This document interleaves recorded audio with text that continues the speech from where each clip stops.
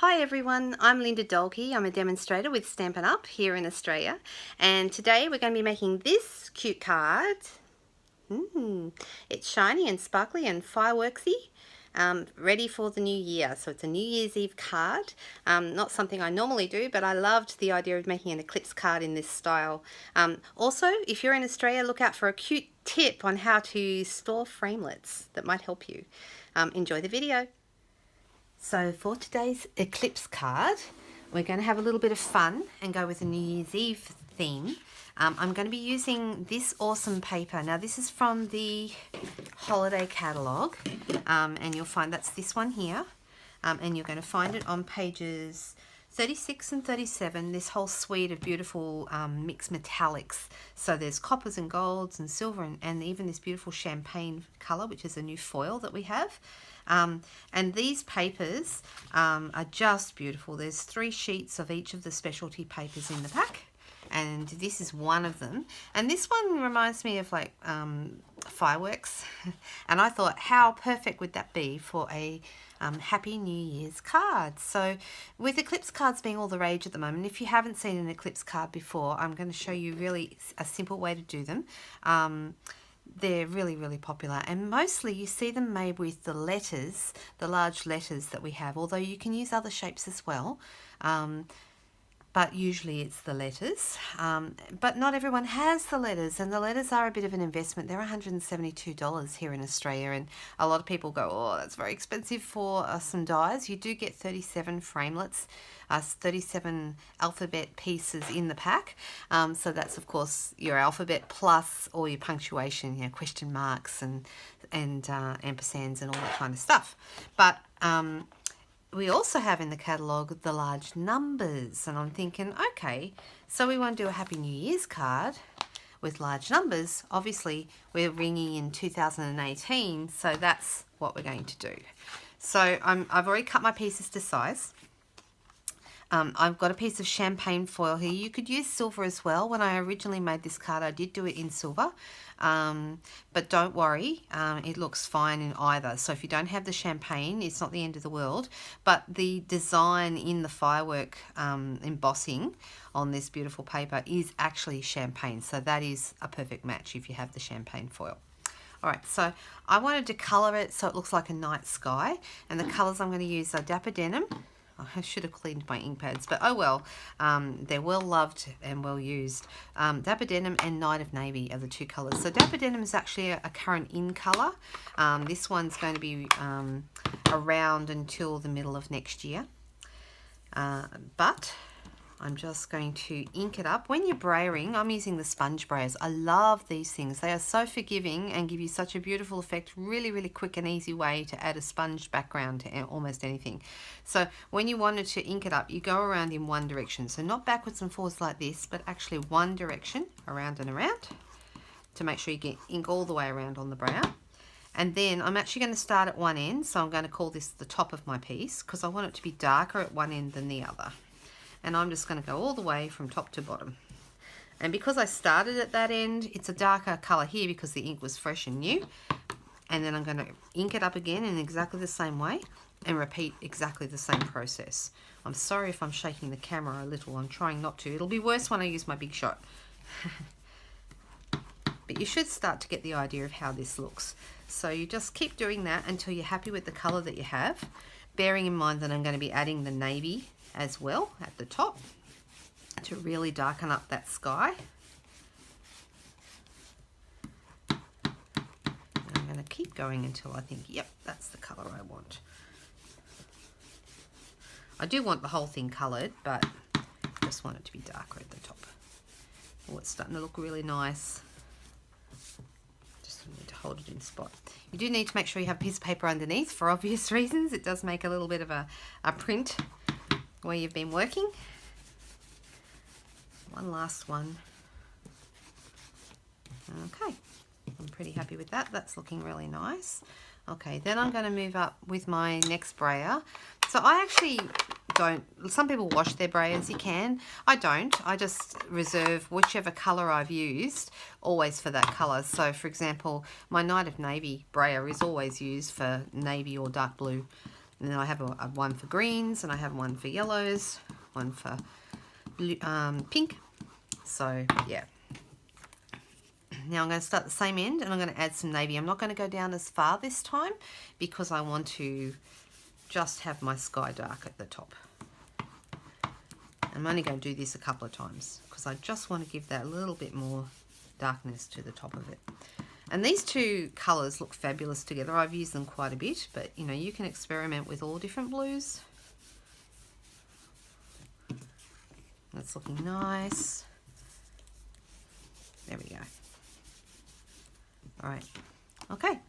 Now the last step of whenever you use your brayer is actually grabbing a tissue, and I didn't bring one close by today, and just giving it a bit of a rub over, because when you give it a rub over with the tissue, it's actually going to take off any ink that might have been sitting on top of any of that embossing and just brighten the whole thing up a little bit, so that I'm just wiping it with my fingers, but it means I'll get inky fingers. But yeah, a tissue would be, or a soft cloth would be good. Just going to rub it with my fingers for now. Okay, all right, so piece is ready to go, and you can see I've cut this piece to fit just inside this one. If you're in using metric, this is 9.5 centimeters wide by, let me get my trimmer, by 13.85 centimeters long. And then this one is 0.5 centimeter bigger on each side, so it's 10 centimeters wide by 14.35. So that's probably sounding a bit confusing if you're not a metric person. Anyway, you can see how it's going to go. Right, then I'm just going to bring my big shot in, and I'm going to talk to you about the letters. Okay, I want to show you a tip. See this? In Australia, we have L plates and P plates for learner drivers, and these are magnets that you can just pick up down at your local dollar store or whatever. Although I think I paid $2.50 for a set of 2. It's the cheapest way to buy magnets, so that you don't have this problem. Okay, and I thought I'd show you this. I probably should have got one that's sitting completely flat, but these are actually going to sit much better on here so that they don't fall around all over the place in my... So that's just my little tip for you. Great way to actually get your framelits to sit. Let me pick which ones I want. I want 2018. There we go, and put these couple in here. All right, and then that can go back in here. Isn't that better? Look at that, much better. Okay, so I've got my letters. I'm going to bring in my big shot. I'm going to go this way so that you can see better what I'm doing. And for this, magnetic plate is probably the best choice. I didn't bring mine over. It's right by the... I'll just grab it. There it is. Because we don't want these to move around, we need them nicely lined up. So if I start here with my flat plate down the bottom there, and I'm going to put my piece on,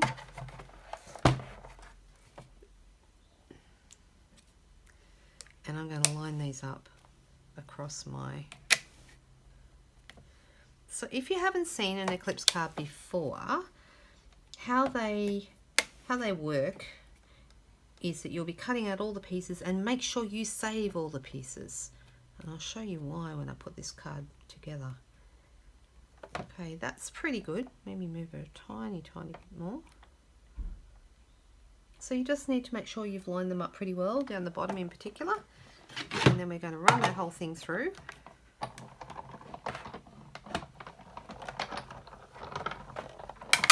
All held in place by the magnetic plate, of course.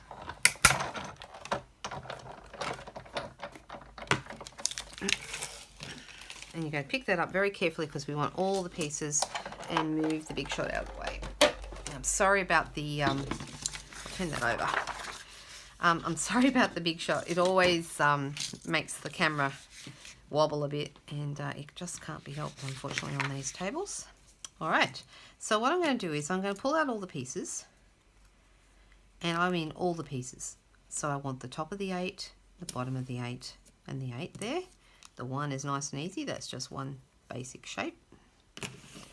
The 0, is the outside and the middle. So I put that there. I put mine up above, just like this, so that it's easy for me to find any of the pieces after. Just helps me stay a little bit organised. Anyone who knows me well knows that's a struggle for me because I am not an organised person. Alright, and this bit here, we're actually going to glue this whole thing down onto our piece underneath. And I'll need snail for that. You can use whatever adhesive you like. It's important that the whole thing gets glued down. I go all the way around the edges first, and then I go in between the letters. I don't want it to flap around. Any little flappy bits, like the bit here in the two, you would make sure that you get your glue all the way up to that edge. So you use a fair bit of glue because we do want this to be well stuck. And I'm going to pop it in the middle. Sorry if you can see the back of my head. Here, like that. Okay, starting to come together. Now this is where we use our dimensionals. My suggestion is you grab yourself some mini dimensionals. The big ones you'll need to cut in smaller pieces to get them behind here so that you don't see. So here we have some mini dimensionals. And I'm just going to pop them in the large parts of here so that we can't see them from the other side. And you don't need to put too many on, but I would say for the average shape 3 or 4 is about right. So the 2, I'm giving that one 4. I'm going to take the backs off it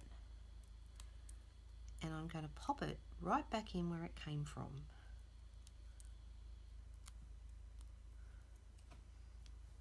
Now up to you whether you put it exactly in or whether you move it ever so slightly to create a tiny bit of shadow, which I quite like to do so I can see a little bit more of my piece underneath. So the 2 is there. It's going to go in exactly, like I said, where it came from, so you won't be able to see a lot of the champagne behind, but that's what you want. So I'm popping these in. I'm sorry this is not entirely exciting video, but hopefully you're getting the idea. And don't forget, we still want the middle of the O, but we don't want it on dimensionals. We want it to be flat so that the shape of the O. And make sure when you put it in, you do put it in the right way so the pattern lines up. And if you offset this slightly to the right on the first one, then do it the same direction on the next one and make sure they're all the same. So this one I'm going to do 3. I'm nearly out of dimensionals on this sheet. How many more have I got? Have I got enough? Just, I think. Actually, that one doesn't need another one in the middle. The one I can get away with 2 dimensionals. You could do 3 if you wanted to, but seeing as I'm a little bit short on this sheet, I might just go with 2. Okay, 2000, and then we have our 8. Make sure, no, it's this way. Okay. And I'm going to put my dimensionals, put 1 in the middle, and now 8's a little tricky because there's not a lot of room at the ends for this one, so you really have to be a bit careful where you place them. I might need 1 more. I think I've only got 1 more on the sheet, would you believe?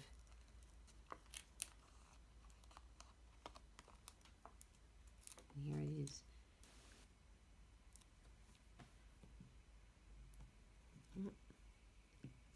Doesn't want to stick there.